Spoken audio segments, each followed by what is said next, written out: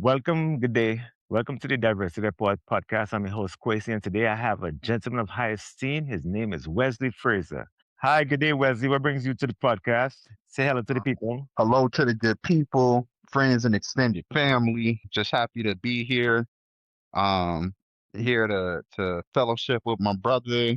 You know, talk about legacy building because we all know that that's what he's about, and Man. just give you all some information on farming while black, as I like to call it.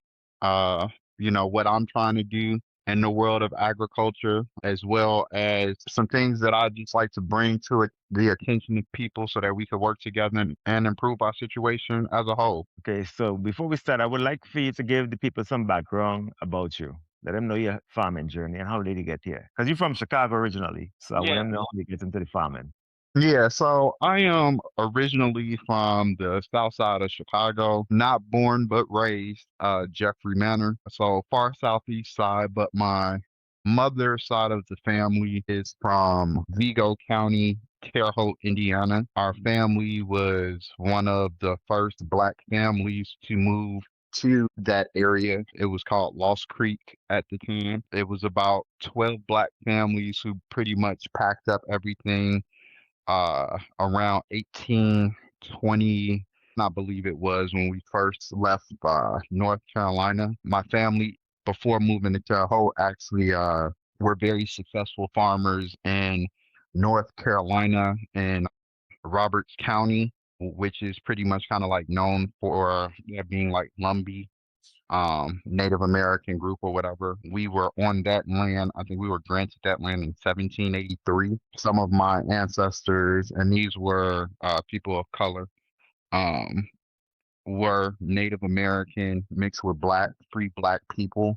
And they fought in the Revolutionary War. And because of their outstanding service, they were granted two brothers and 400 acres respectively in North Carolina. They stayed there until about the 1820s, where at that time, slavery was kind of like at its peak, and there was like a lot of resentment if you were a person of color and you got 1,200 acres. And so they started looking for a place to go. They essentially would call them like the family scouts, some of the younger men out west, and they ended up going to Indiana. A lot of people don't know that Indiana actually has a very strong black farming settlement community or communities. Back then, there were probably about 20 of them up until, the 60s or whatever. Um, and my family started about six of them.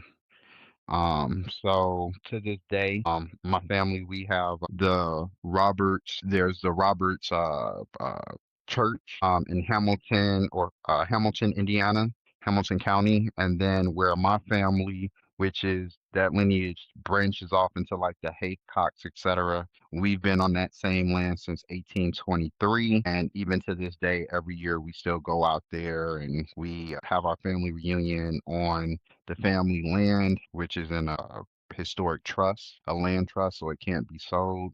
My ancestors basically went down there and settled about 2,000 acres and just kind of kept bringing the family back and became very successful through agriculture. So it's kind of in my roots. When I was growing up, there weren't many people in my family who were still farming on that land, but going down there and spending time and just I had an uncle Verdale who would grow things and they grew corn and all kind of other stuff.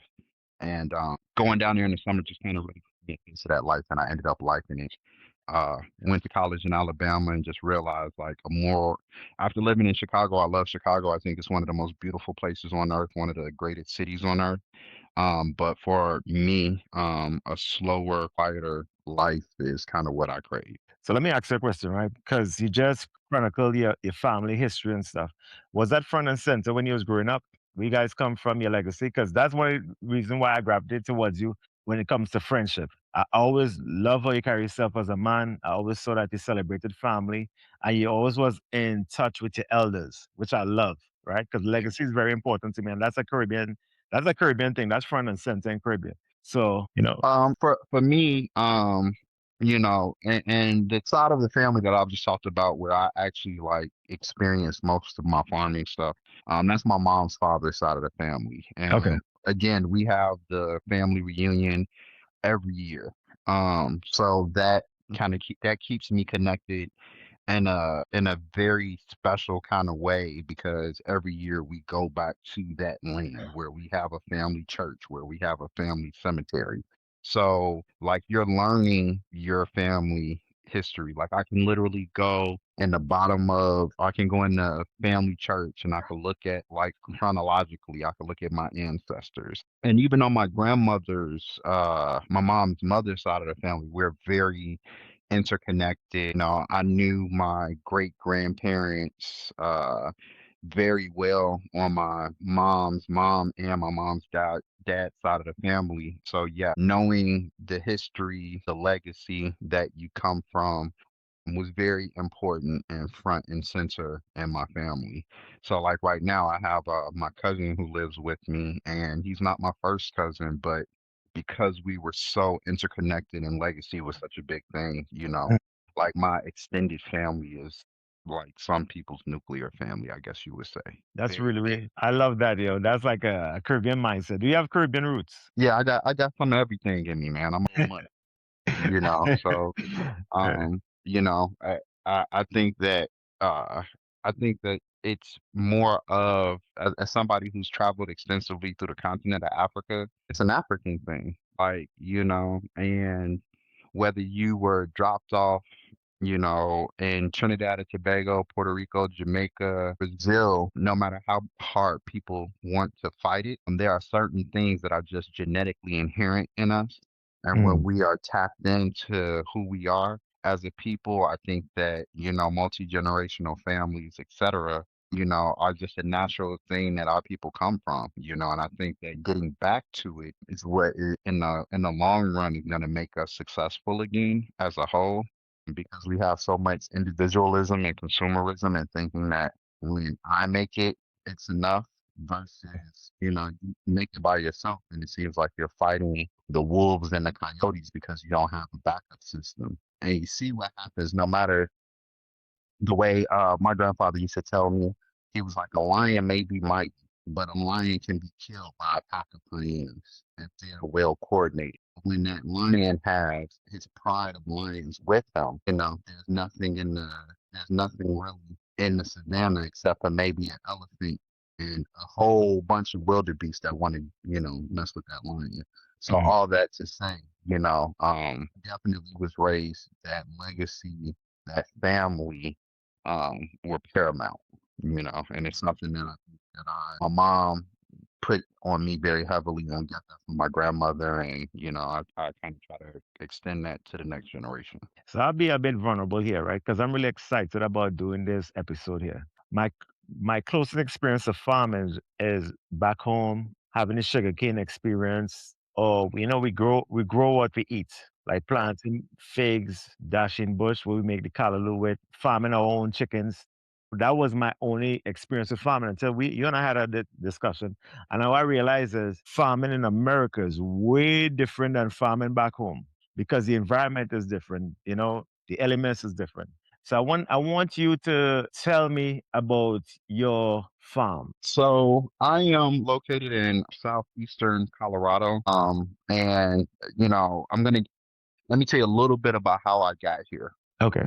I started out my love for agriculture definitely started with my family history, but also I was very into cultivating cannabis. When I was first trying to figure out how I was going to enter the market, cannabis was not legal in Chicago. And when they were working on the legislation, they were putting all these stipulations that basically was going to keep black people out of the market, which they did for the most part for the first few years that it was just medically legal. So Colorado was one of the first places in the country to legalize. And basically, all you had to do was have the property and the money, and you could get into farming or you could get into cultivation. I came here and we were looking at doing marijuana farming, but there were some things that were getting in the way of that. So the easier entry point was hemp, which is exactly the same as the marijuana plant, is just what cannabinoids, the profile that it produces. Hemp produces a whole lot of CBD and very minimal amounts of THC. Marijuana creates a whole bunch of THC and a varying array of the other cannabinoids. So I got out here, had a few bad years because of weather, and so basically we have a 250-acre farm. It's 190 acres of pasture, 60 acres that's irrigated that I can actually grow on. What I didn't know from farming in other places, visiting family farms in Alabama and, just all the places where I've been able to witness farming, no place has been as dry as Colorado is. And so where I'm located is basically considered the high plains. So we don't really get a whole lot of water. But what we do get is we have the Arkansas River that comes through Arkansas, I mean, through Colorado, and then goes down to Kansas. And in the 1820s, they built a whole bunch of man-made canals that actually bring the water to this area. And because of that, it's not like farming in a lot of places where if you're close enough to the water table, you just drill a well, you know how much water is in your aquifer, and then you can just water and irrigate whenever you want. I own parts or shares of a canal, and it's overrun. I mean, it's overseen by the company that owns it, and basically we're on a water schedule. So depending upon how much snow we get during the winter, how much of it remains on top of the mountain, as they call it, snowpack, and then it melts. They hold it in with using dams and reservoirs, and then they release it during certain times of the year. And then we have what's called head gates, and they'll call us like or send us a text only a day in advance, and then from there, that's how we water and we irrigate. So it's a very difficult system. The land is tougher than a lot of other places to actually work. It's some of the hardest farming in the country. But yeah, it's always wonderful when you're able to look at the hard work you've put in, see the fruits of your labor, literally, fruits and vegetables. Okay, let's dive into some more of your business, right? What is Goode Farms? Goode Pickens Farms, and what are you trying to build? So Good Pickens Farms it's a new and separate business because there's basically the entity Sensen Bushnell Industries, which owns Burnt Metal Wellness, which is Mm. the hemp business. And we still make topical products and some other things that are hemp derived that help with skin aches and pains. Good Pickens Farm is my personal mission. My moniker in Chicago used to be Feel Good because my products made people feel good, whether it was a topical or something that they consumed. Pickens is it's my grandmother's maiden name. So, as you always talk about legacy, I wanted to tie the two things together because I stand on their shoulders all the time. And it's kind of like a salute to my grandmother. So, And go ahead. no, I was gonna say I can relate to that because the name of my company is Asking Legacy, which is legacy, you know. So I like the fact that it mentioned that. Yeah. So good pickings, what I'm doing is the issue that most farmers are dealing with right now. It's a couple of issues. One, everyone's dealing with climate change and it's a lot drier. You're not necessarily able, if you're a food that are water intense, like watermelons and peppers, etc. You really, this year, because of the drought conditions that we're having, you're just not going to really be able to grow that much. You're not going to get water on a regular basis to the point where you can really, let's say you're growing 100 acres of watermelons, you may actually be able to grow 20 acres this year just because of how much water we have. Secondly, there is a labor shortage because of some of the things that are going on. Living out in very remote, like I live about 45 minutes. The speed limit's like 65. Most people do 70. It takes about 35 minutes for me to get to a city, and it's a small city. And the people who would probably come and work for that amount of money, it's cost prohibitive because they still have to pay for gas, etc. And just people don't realize how much farming is really skilled labor. It Yes, is. people can go out there and do it, Mhm. and I worked very hard to hire people who were local to the community in Colorado. That being said, I also paid and brought in some immigrant workers from Mexico through the H-2A visa process. And Mhm. what I can tell you is the people who I brought in under the H-2A visa, I'll give you just a very specific scenario. In between the plants, we would have to take a hoe and you would weed in between the plants or either pull them up and then lay them down as a mulch. And my immigrant workers would almost do 3 rows compared to the American people's 1 row at a time. Mhm. To the point where I used to be like, hey, I'm not expecting you to keep up with them, but they shouldn't be doing 3 rows to your 1 row. I'll give you 2 rows, but not Mhm. three. Yeah. So having Yeah. skilled labor is an issue, you know, and having people who have the discipline, who understand the hard work and intense work that goes into agriculture, it's a lot. The third thing is right now with tariffs the way they are, the way that most people kind of avoid having high labor overhead is they do what's called feed crops. So your feed crops, that's your corn, your soybean, all of that kind of stuff, winter wheat, oats, basically stuff that you can grow on hundreds of acres. And if you have the mechanization, the tractor, the implements, etc., you can pretty much do everything on your own, except for like if you're using a combine, it may take two people because uh the combine's driving and then you see the truck that's right next to it where all of your grains and stuff are going in there. So unfortunately, with the administration that we have right now, they've put in so many tariffs and done so many other things that are very hurtful to farmers that like our major soy and corn producers were both from overseas. And when they put these tariffs in place, these wide sweeping, what they call retaliatory tariffs, which really weren't, it basically took the people who were purchasing our commodities and they said, hey, we're just going to go to Brazil where we can get the stuff for cheaper because their labor costs are cheaper. And then on top of it, they're closer to the equator. So they can grow all year round.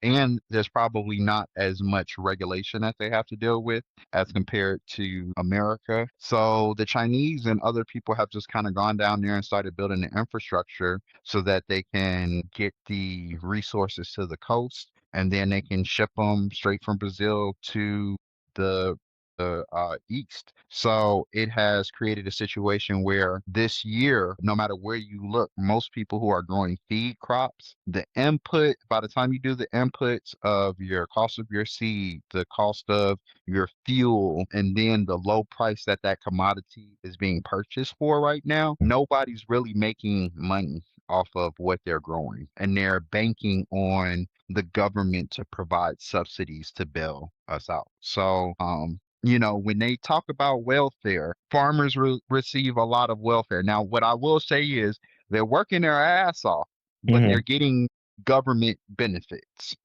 and some of the biggest benefits go to those major farm producers who own thousands and thousands of acres. And it's a company. It's not like mom and pop and generational families.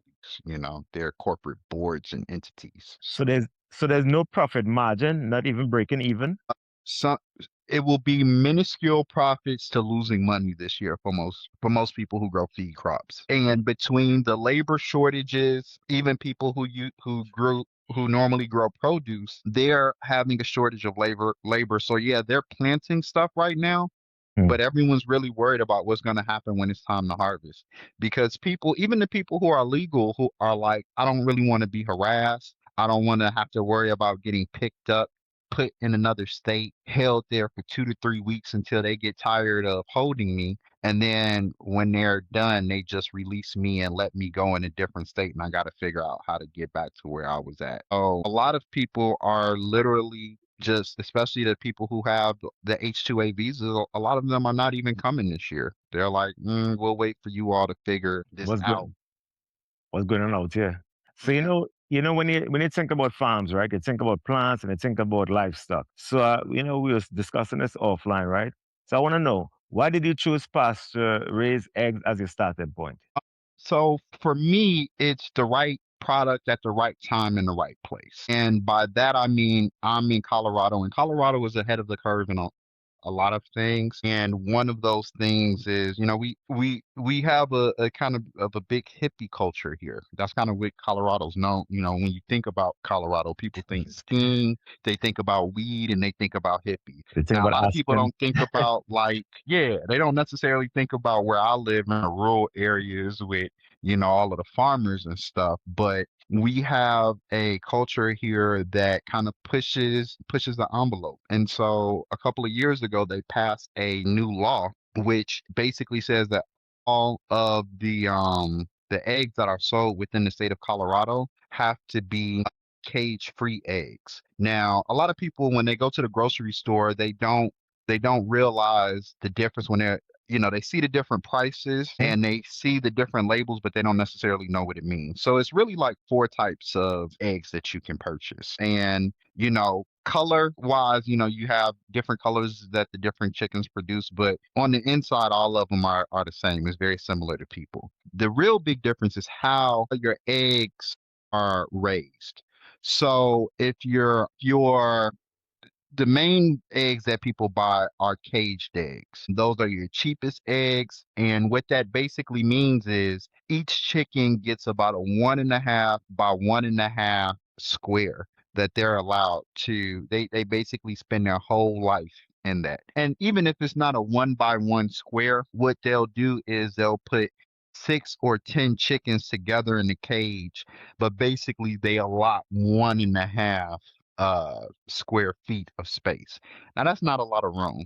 And it's so not. what ends up happening is the chickens, some people nickname them murder chickens because they become very aggressive. They're definitely not happy because it's a terrible quality of life. So they end up having to do things like debeak the bird. So literally they take a saw and they cut the bird I've off. never heard that, bro. That's my Yeah, because first time. it keeps them from attacking each other and killing each other. So I would say this, Uh, right?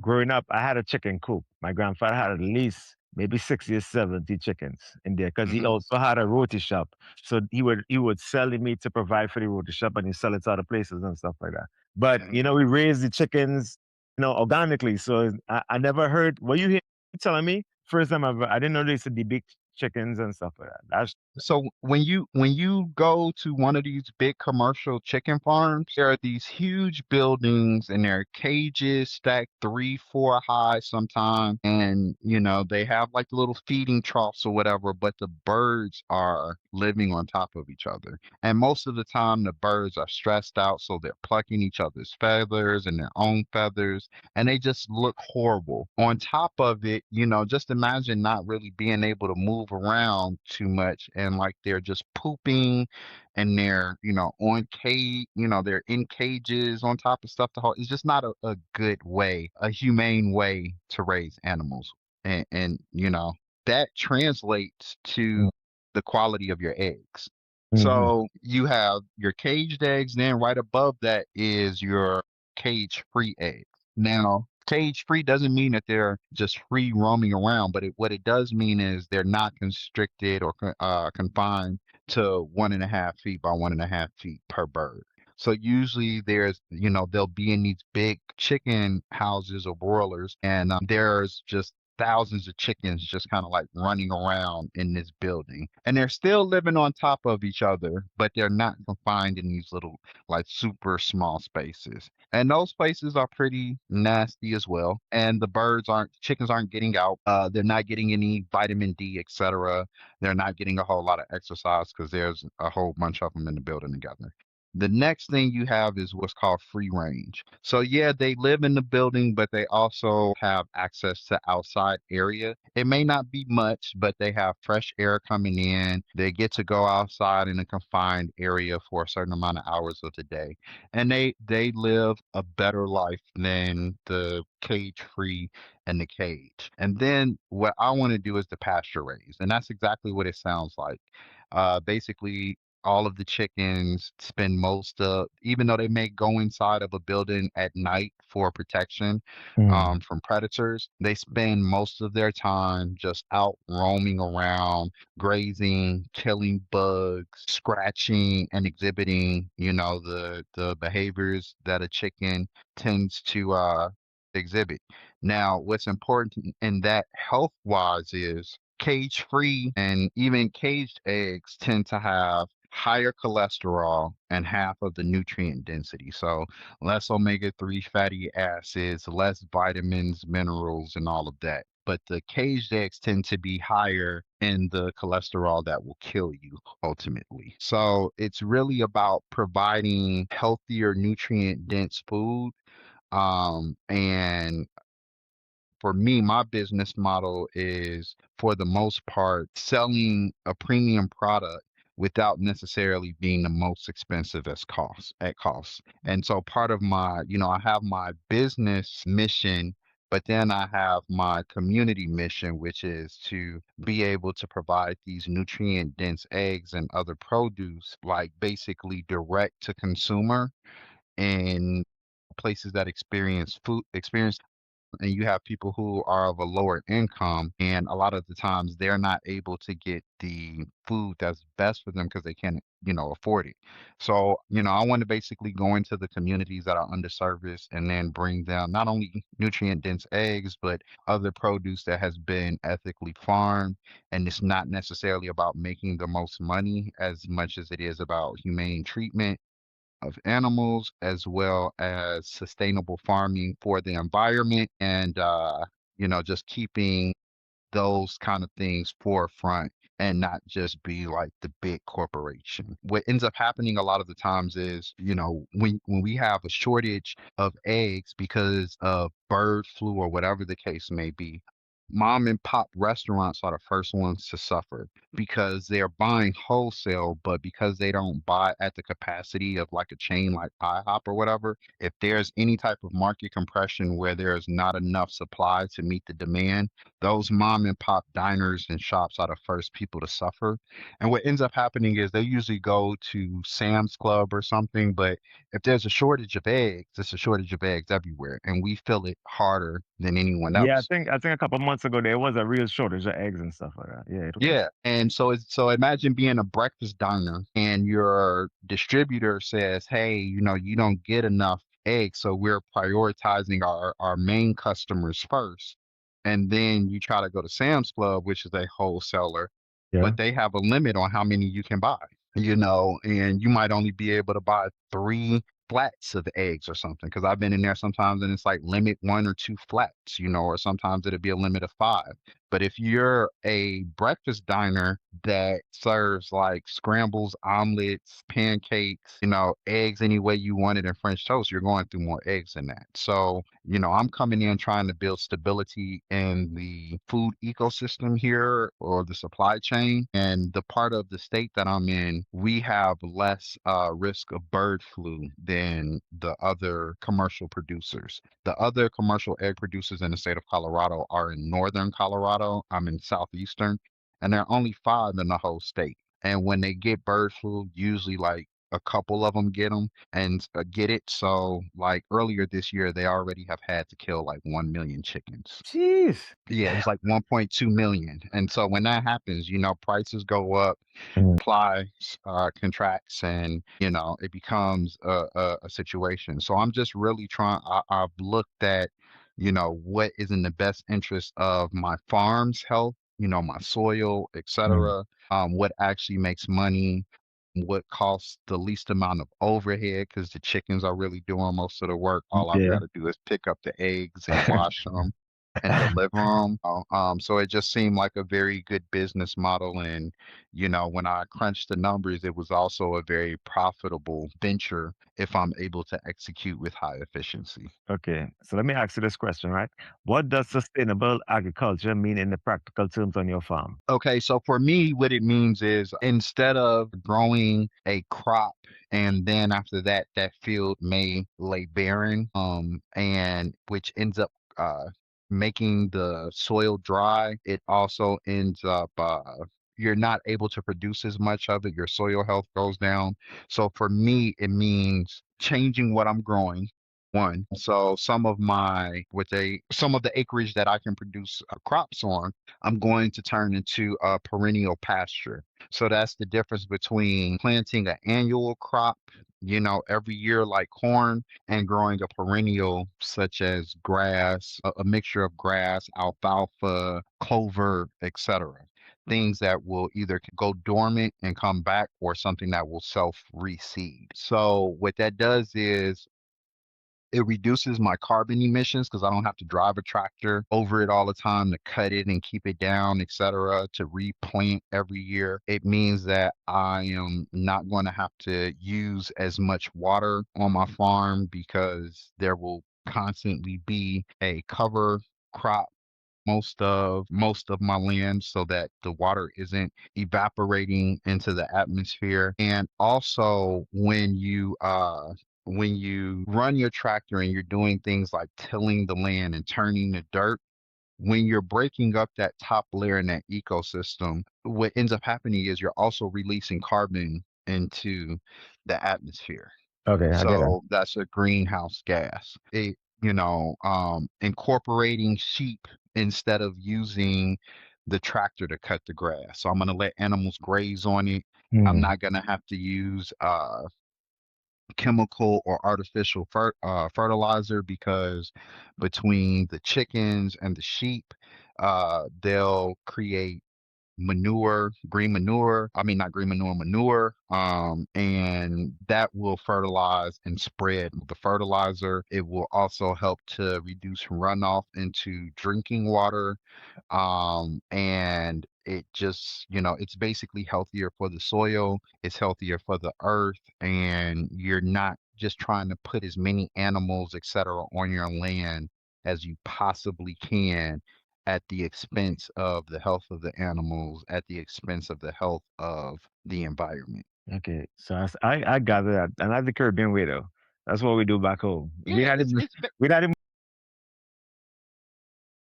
it's Uh, basically returning to what the ancestors used to do, yeah. rotational crops and all of that kind of stuff, because we became more industrial farmers. And Yes. so it was about as much as you could get without necessarily being good stewards to the soil. And now a lot of people are understanding that, if you want to not have dust storms and you want the land to be able to continue to produce, you're going to have to adjust to what the climate is doing. You're going to have to farm more efficiently and you're going to have to use better practices. And a lot of times it's funny because, you make all of these advances, but you still figure out that it's a reason why they brought us over here, and it was because we knew how to be in tune with the land, That's you what. know, exactly. It gives to us and we give to it. And when we do that, it continues to produce for us. How does your model connect farming, food access, and local economic development? So, I talked a little bit about food access, about actually taking some of the produce. One of my goals is to one, hit up farmers markets, but farmers markets a lot of the times tend to be in more affluent areas and It people are is. paying a premium because they recognize. One thing I will say about, rich people, they want to live a long time. So they tend to, and, one of the things that they do is they buy better foods and supplements and all because Mm. I'm You good? You good? no, I need to because they're gonna keep calling me. I'm sorry. There we go. Sorry about that. I should have had my phone on do not disturb. So let me start over on that question so you could just cut that out. So I've already talked about going to uh to underserviced communities. One of the things I am also dedicated to doing is going to the farmers markets. But most farmers markets are in affluent areas because people with money want to live long, and they understand that there's a direct correlation to eating high quality, nutrient dense, healthy foods and reduction in diseases and problems that are associated with eating unhealthy foods like diabetes and other things like that. So I want to use those places where I'm able to charge the premium to offset the cost of taking my products to the hood, basically, in underserviced communities. Yeah. So, the rich people pay a little bit more, so poor people could pay a little bit less. And so the other thing is I am really trying to go directly to the community, set up in high density areas, get the little permit from the property owners if I'm going into a subdivision of like apartment complexes or whatever the case may be. Mhm. As far as neighborhood development, I can't say that there's a whole lot of neighborhood development that is going to come from my farm because I live in a very rural area. But what I'm hoping is through relationships with nonprofit organizations that are already established in Colorado Springs and Denver, that I will be able to bring people down here so that they can have a hands-on introduction, some of them to agricultural sciences, and hopefully spark the interest of the next generation of farmers. Because at the end of the day, you may not need computer programmers, you may not need as many lawyers in the future, but you are going to need somebody to grow your food. And even though it may become more efficient and technology will begin to play an even bigger part as it's already starting to, it's still a position that you're still going to have farmers. So, that is one of my missions is to make sure that I'm giving people access to information and exposure to what this life is like. So, what makes it hard for farms to compete with large scale industrial agriculture? We can't compete. We have to stay in our own lane. Mm. So, You know what? You know what? That's real. That's very real right there. yeah, and we shouldn't want to be the big industrial farms because those are the main polluters. Those are the main people who are exploiting. Like what a lot of people, the misunderstanding that they have is they think that the average small farmer is Mhm. the one who is hiring all of the workers and paying them up underneath the table. And I'm here to tell you that that's not really the case because, like, we don't really have the money to bribe people and know when they're coming to do the inspections and all of that. And they do pop up. So most of your small farmers are actually like they're doing it the right way. When you look at the Purdue chickens and the big meat processors and the people who have tens of thousands of acres, and those are the people who usually are the ones who are exploiting immigrants. Mm. Those are the people who, you know, they know that those people are being smuggled across the borders. They know that the people are underage and, they know that their paperwork isn't legitimate, but they still hire them anyway because they hire them at reduced rates. They pay them little to nothing. They have them work in unsafe conditions. Those children, they're 13, 14 years old sometimes, going to school and then in the evening coming and working a full shift if they're going to school at all. And then, they're working in dangerous situations where, they're losing limbs and, fingers. And yeah, it's Because actually they're not trained to handle heavy machinery and stuff like that. well, and they're too young, and sometimes they're too short and they're having to balance and reach in to get something and accidents happen. It's already dangerous for adults, let alone young people. So a lot of your exploitation that really occurs with immigrants are for industrial farming, and they're your largest producers because they're not really caring about the sustainability of farming. and how it affects long term, how it affects the soil. They're the ones who are using tons and tons of pesticides, herbicides, and all of that basically runs off into your rivers, lakes, and streams, or even worse, it seeps down into your groundwater, into your aquifer where some people get their water from. Like one thing that I don't think people realize in Chicago is how lucky we are that we're on Lake Michigan. Anybody who lives on the Great Lakes and you have access to, that water. We talk about how bad and how dirty it is, but if you live other places where you are landlocked and you don't really have lakes, et cetera, and access to fresh water like that, you realize how important your groundwater is. And once it's contaminated, it's contaminated. It's very hard to get those forever chemicals and cancer causing chemicals out of the groundwater that, some populations have to drink out of. So, yeah, like not trying to compete with your industrial farmers. And, it's imperative that the public understands how important it is to have options because when you support a diversity in your food supply, that means that you don't just have like Walmart running your food system, which means that, they're not the people who are determining the price of your food and gouging.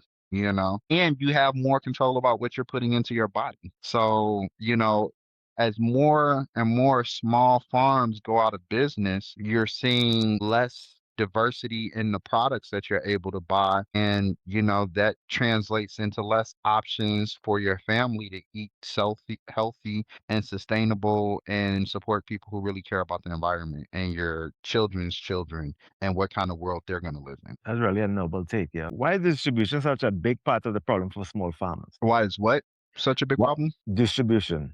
So there are a couple of issues. One is matching the product to the people who are purchasing it. And I wouldn't say everybody has the same problem with distribution. What I would say is people in our community, especially, have a hard time with food distribution and logistics. And part of it is we don't own a lot. So we may own the farm and we may even own independent trucking companies. You may have your trucks. We don't the logistics aspect is one part of it, but the other aspect of it is we don't have black owned grocery stores in abundance.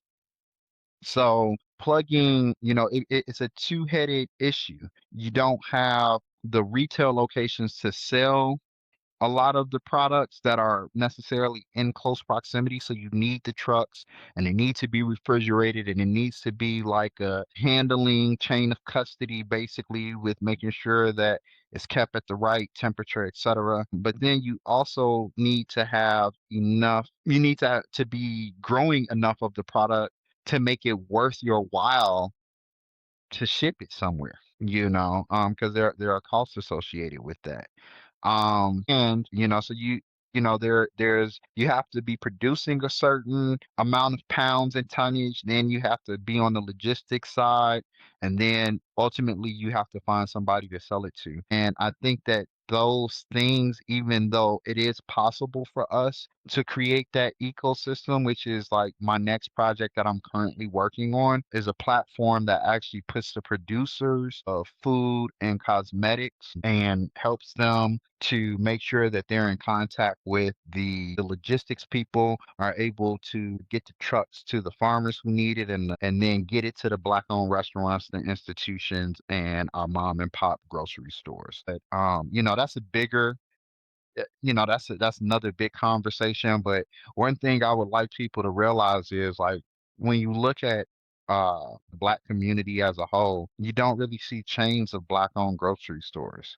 You may have a good independent grocer, you may have a good independent Caribbean African store, but you don't really see like there's a chain. Like, for example, Pete's Produce is something that's local to Chicago.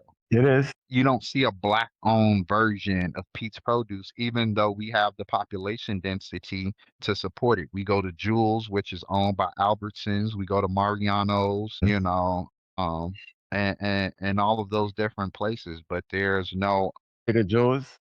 Yeah, we'll go everywhere. It's a big problem because, and it's not just food, but just us being more intentional about where our money goes. Even when you look at other ethnic groups, racial groups, when you look at the Italians, they may not have a chain of grocery stores, but what Mm, they do have is a grocery store that will be in their community that will serve really good that will sell you really good produce, really good meats, etc. When you go into our community, it's usually those mom and pop corner stores, etc. Usually other people or other racial groups. And I'm not saying everybody who owns it is anti-black, etc.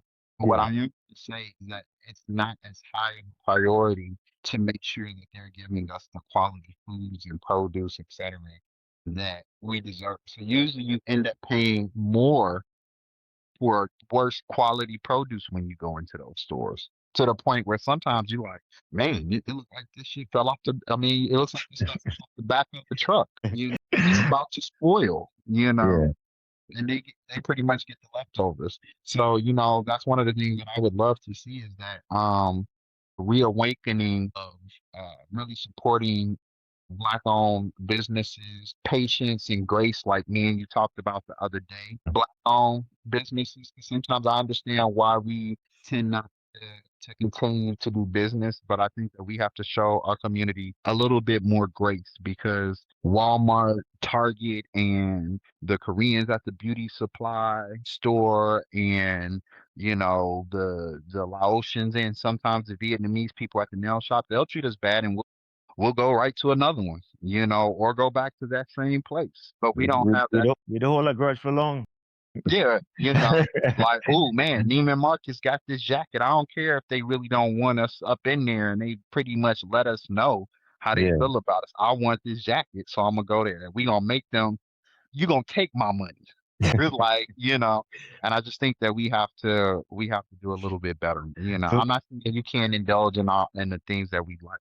But I think we have to make a mental note that when we can, we should be doing business with people who look like us, just like every other community in America does. so speaking about money, right? How are higher costs affecting farms like yours? Everything is affected by higher costs, and some of it is just inflation. Mhm. And even when inflation goes down economically, usually you very rarely see the price ever really go back to pre-inflation levels. What you might see is the economy and incomes grow to outpace inflation. But in with this administration, we're in a situation where some of the inflation is like an unforced error, like they would say in baseball. So this war, for instance, that we're dealing with, it has shut down the Strait of Hormuz, which the people often use to transport oil. And because oil is a global commodity, even though we produce a whole lot of it here, it is a global commodity. So when the price goes up over there, it also affects us here. And because of that, our diesel prices are up that we use to put in our tractors. The gas prices that even if you're running a regular truck that you have to transport your goods to, is more expensive. Fertilizer, even before this, was already at an increase because potash is something that we use heavily, and there are two major places where a lot of the potash comes from, and that is from like the Middle East, and it goes through the Strait of Hormuz, and then it also comes from Canada. So like we've pissed off our neighbors to the north where they don't want to buy our whiskey anymore. And, there's a tariff on Mhm. incoming potash. And then we've pretty much put a blockade, which is reduced the amount of potash, which is globally available. So, our labor prices are going up. All of those things affect you, the customer, as well as me, the farmer, because these prices are passed off to somebody. Yes, yes. And that's why you see your food prices going up. And, what I would tell people now is, it's not too late to start you a garden in the backyard if you have it. I would grow me some tomatoes, I would grow me some peppers, I would grow some onions, all of those things, and then maybe some spinach and collard greens, things that you could keep cutting off of and using because you're not really gonna see you think food prices are high now. Wait till this year. With this drought that we're having, a lot of our food comes from California because we didn't a lot of California's water comes from Colorado. So because we had a drought in Colorado, the Colorado River, which feeds into Lake Mead, and Lake Mead feeds into Nevada, Arizona, and California. Some places in California aren't going to have water, which and some of those places produce food. So that, along with labor shortages, along with tariffs on imported goods, are all going to you're going to just continue to see the price of goods continue to go up, and that includes food. What do you think people misunderstand about black farmers today? Because I'll be honest with you, the black farmer concept, that's all I see growing up. So I didn't know it was a thing over here. You know what I'm saying? Yeah. Well, black farming had land is legacy, Yes. and land is freedom. Like I tell people all the time, I always hear people who are very revolutionary in their talk, but I never hear them talking about food. I never hear them talking about farms. You And don't. one thing that Toussaint Louverture would tell you Yeah. is without food, there is no revolution. It is, but You know, because of the stance he took, it's been suffering for the last hundreds of years. Well, I agree with that, but not only that, part of the reason why a history lesson, part of the reason why the Dominican Republic and Haiti have beef to this day Mhm. is because after Haiti was able to gain their freedom, they decided that the whole island was going to be free of slavery, and they went into the Dominican Republic, and part of what they did was they were basically taking a lot of their food in order to support the revolution and to support the whole island. And Mhm. it created a sense of resentment from a lot of the Dominicans. And some of that, there's other, colorism, colonial stuff that's up under there, but some of that resentment stems from when they were in the Dominican Republic and basically occupying the country and saying, hey, we're united now and we're going to take some of your resources to feed the whole island. So, all of that to say, having the ability to feed yourself, to grow food for yourself, to, control what's going into your body is important. Having people who look like you growing the food that you're eating is important. I forgot what the movie was, but they were like, we're gonna, they basically were like they're gonna uh, poison all of the fried chicken, and that's how they was gonna kill all of the black people. I know the name of it, but I know what you're talking about. You know, I think it was Eddie Griffin movie or something like that, right? Yeah, it's Where a he's like a crazy spy. concept though. But, and that's funny, but the truth of the matter is, because of how segregated America is, people can definitely be like, we know that these trucks are going here, to these grocery stores, and we're going to put something in this food. They already do it by when you go in certain areas and you look at the foods that are on the shelves that have all of the processed stuff in there. A lot of that stuff goes in our community that don't go in. You go into the suburbs, you don't see the same things on the shelves. So they're already poisoning us through our food. What if they were even more intentional with it? There aren't enough of us right now who are growing food. Even if there was a shortage, for instance, it doesn't have to be even that nefarious where they're poisoning us. Let's say there's a food shortage. Who do you think is going to be the first people to be impacted by it? Us. We own the least amount of land, well, I'm not going Mhm. to say the least, but compared to our Latino and white counterparts, we're a Yeah, very small number of farmers. Latinos, they're going to make sure that they are able to feed themselves. They already do. They already have that infrastructure. Major white people, the white dominant society, they have the infrastructure to make sure that they're fed. So if there's a shortage and somebody's going to suffer, who do you think that that's going to be? that's a deep perspective. I think, and you and I talked about this, that this should be one of the things that we do. Um, consistently had these type of conversations. Because to be honest, this is the deepest conversation I had on the podcast since I created this platform. This is the Well, deepest conversation. man, I appreciate you giving me the opportunity to come in and have this conversation because it's important, and Now, us gentlemen of high esteem must stick together, bro. we definitely do, man. And it's important because, um, you know, if you look at the statistics on the amount of land that we used to have as a people and how many black farms there were, even just from the 19, we were at our peak around like the 1900s, like 1890 to like 1920. And Hmm. then like by 1950 and 1960, you have like the Great Migration where all of these people are running away from racism and moving into cities. And, it was almost one of them things like, man, if I could get off of this farm Hmm.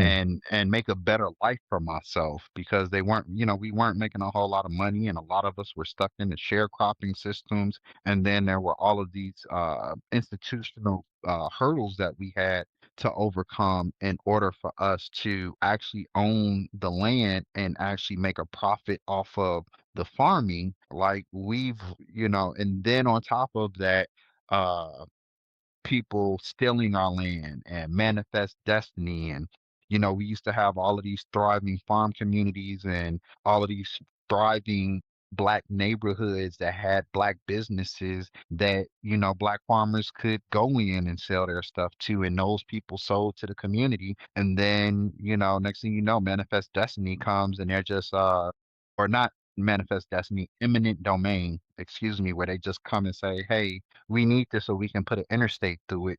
And you just see them taking these farm communities or flooding these farm communities or burning these farm communities or just taking the land. And Yeah. you see them in the cities. There's not one city where you look at the interstate highway and the interstate highway does not go through what used to be a thriving black community and just like especially a thriving black business district. And then it just, dispersed it. And, there was never really efforts or consideration into rebuilding those thriving black meccas of entrepreneurship and economics. And it was intentionally done, and so just as intentional as it was for them to break those places up, we have to be just as intentional about building them back and again doing business with each other. I I I I went to boarding school and I've been to schools, I've been in situations where I've been in very multicultural environments. And when I'm able to go and hang out with people of different ethnic groups and, sometimes they get very comfortable with you and they'll say things to you that, it's like, wow, that's offensive. That's racist, but it's honest and truthful, Yeah. and one of the things that I'll say, like, Jewish people call us liquid gold. And they also say they don't mind hiring us because as long as they have businesses that are in our neighborhoods, they know that the money is going to go right back to them. They call us liquid gold because you put the gold in our hand and I get it.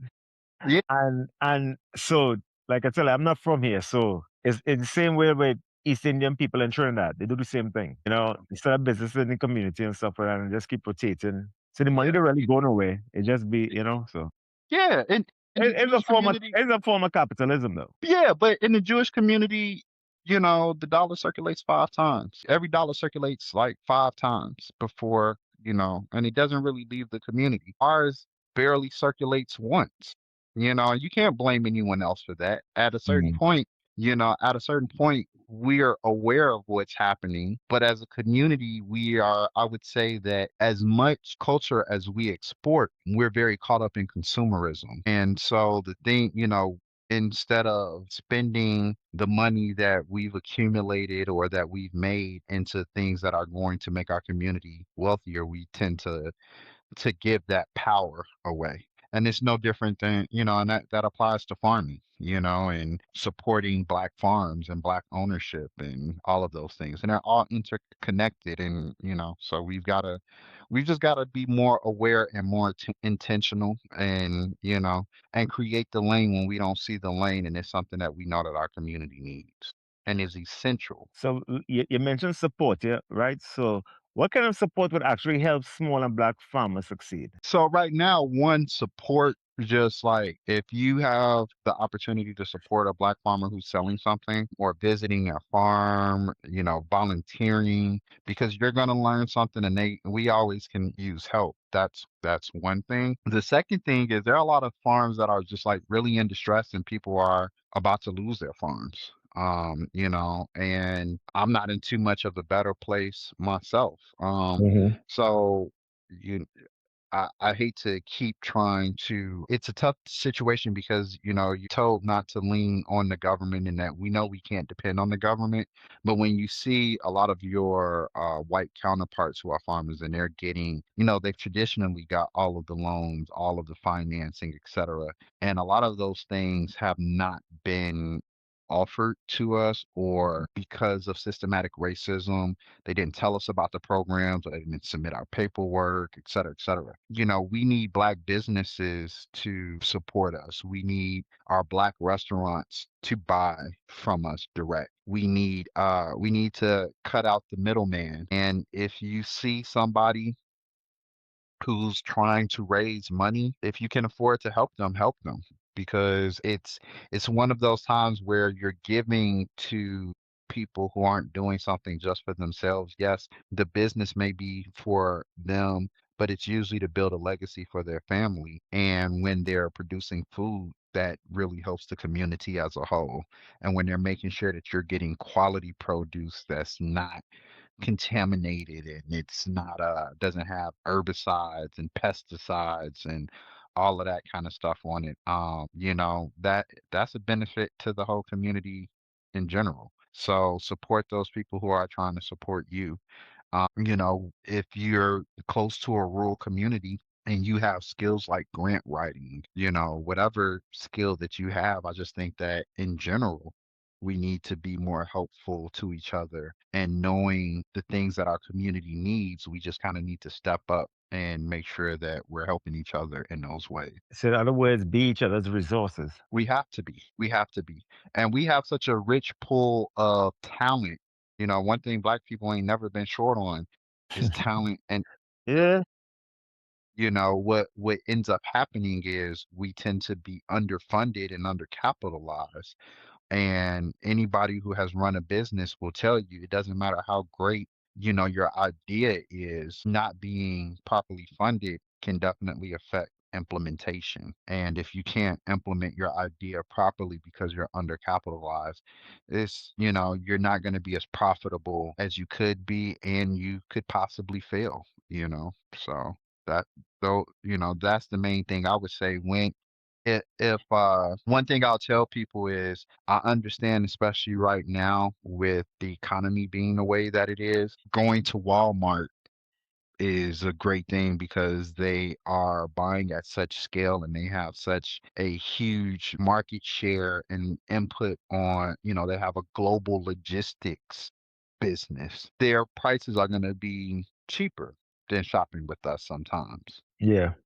But the impact of what you give when you give those extra, 50 cents or a dollar or whatever, when you give it to a historically black farmer or underserviced farmer, the impact is way greater. And again, it keeps those businesses open so that there is a diversity of products and pricing. Like, we help keep your prices low. And that's what a lot of people don't realize. When you don't want it to be just a whole bunch of big farms, because then they'll all collude with each other and set the prices. Yeah. So, you hear about Amazon, like they're in court now because Amazon called, like, I think it was a dog food manufacturer, and they were like, "Hey, we want to raise the price on, here's what you're charging now, and we want to raise the price of your product, and you'll make more, and we'll make more." And then the dog food company was like, "Well, yeah, we'll do that. Like, why Mm. wouldn't we want to make more money?" So then after that, Amazon, Chewy, and the dog manufacturer all got on the same page, and Chewy raised up their prices too. So because, when you have these big, huge conglomerates who are buying in such, you know, large numbers, they're able to set prices. And if there is nobody to keep those prices low, then you're at the will of those people. And just, what I would say is over the last 15 years, especially probably over the last 10 years, we've actually seen what has happened when the mom and pop shops go away and all you're left with is Amazon. And though it's not a good thing, you know. And one, you have to travel further. You don't have as much price diversity, and just less options in general. So that is never good for the consumer. It may be good for the retail operation, but it's not good for us. So this brings us to my last and final question. If Good Picking Farm succeeds, what do you want to prove? I want to prove that you can farm the right way and you can make money and you can make impact and you can be a beacon to the next generation and open up doors. And I'm real big on the significance of the Sankofa bird. You know about the Sankofa bird, right? Yeah, put me Okay. on. The Sankofa bird it's an Adinkra symbol of the Asante people of Ghana. Okay. And the Sankofa bird, the bird is facing forward. Well, the body is going forward, but the neck is kind of bent back and looking back. So it's like you're moving forward, but you're still remembering the people who are behind you, who you need to be bringing with you. And so my success is my family's success. It's my legacy. It's something, people the way that you live forever is through your children and what you build.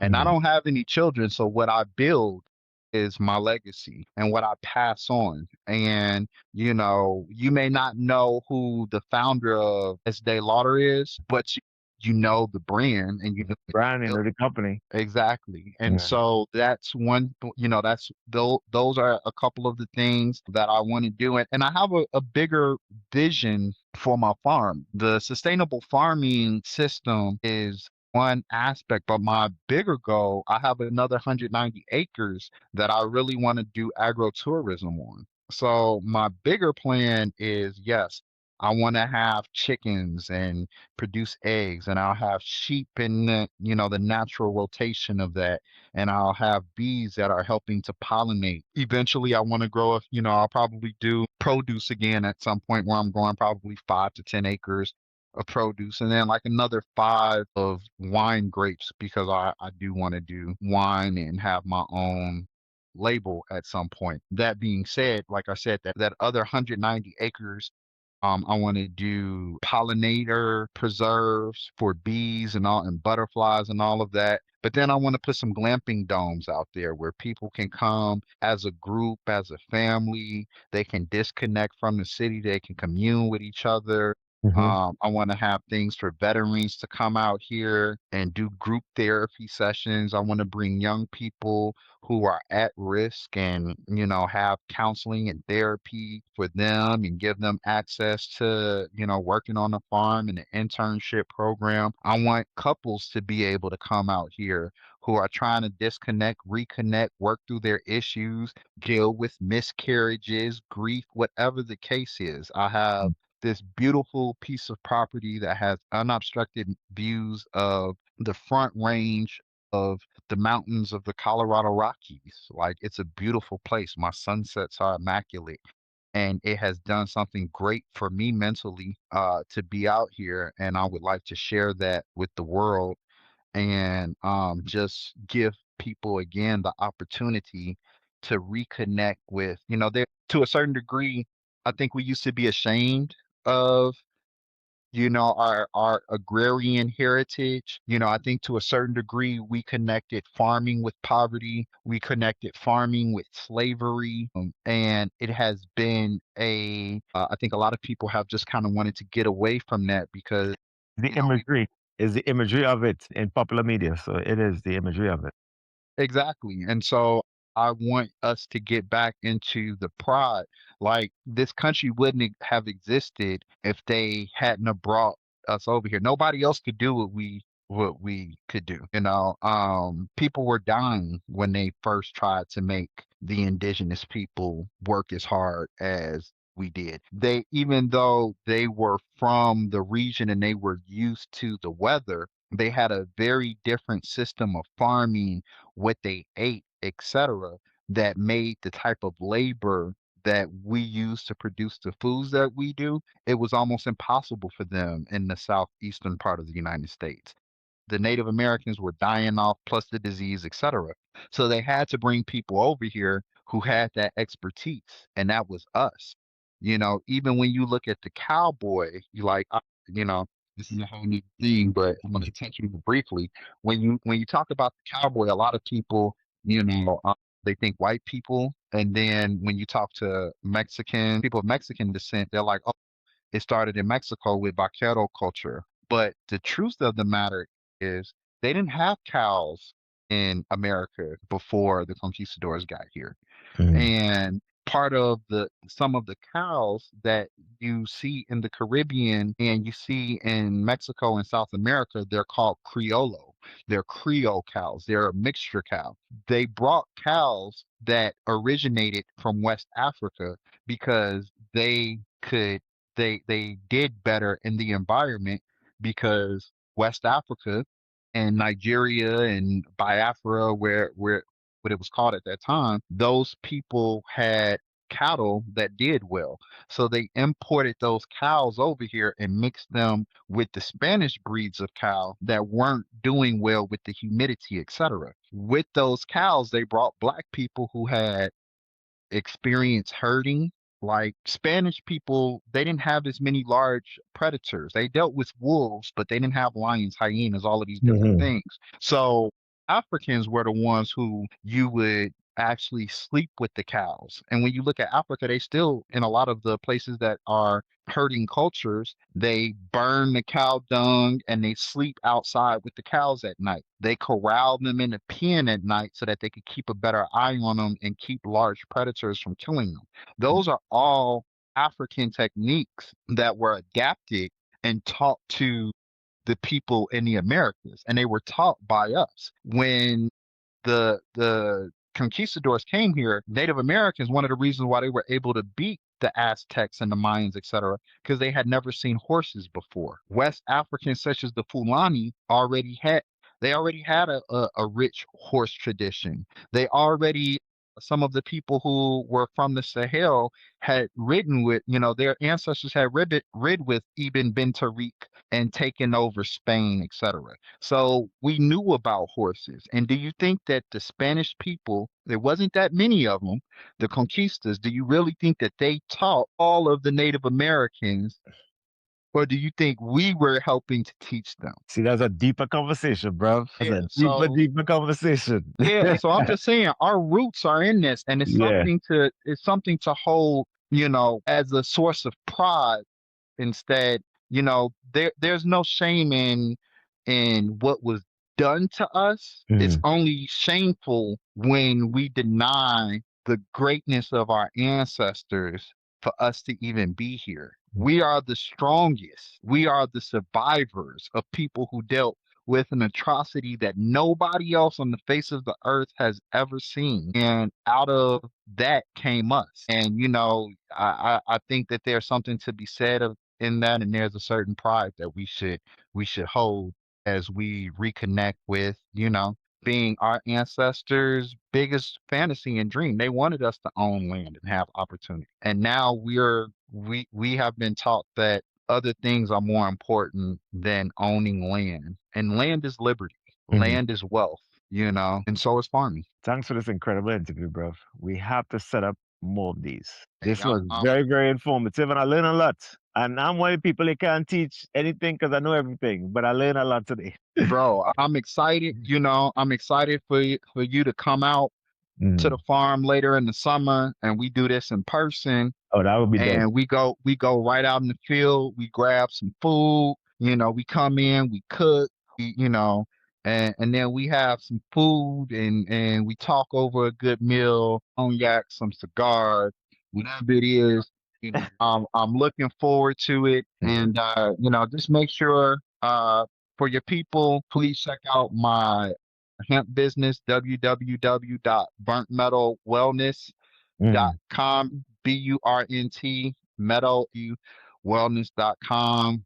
Make great topical skincare products that are infused with hemp and CBD rich. And I also have a GoFundMe if you want to support my vision on transforming this from a traditional farm into a sustainable farm for egg production. And my Good Pickens Farms website will be up and running. And you all will be able to go on there and see the progress and see what we're doing. And you'll be able to catch me here again sometime soon, hopefully. Yeah, very, very soon. I will make sure and put all your links in the description so that people will be able to have access once they check the page out. Thanks for the opportunity for me to interview you. Until the next time. Peace.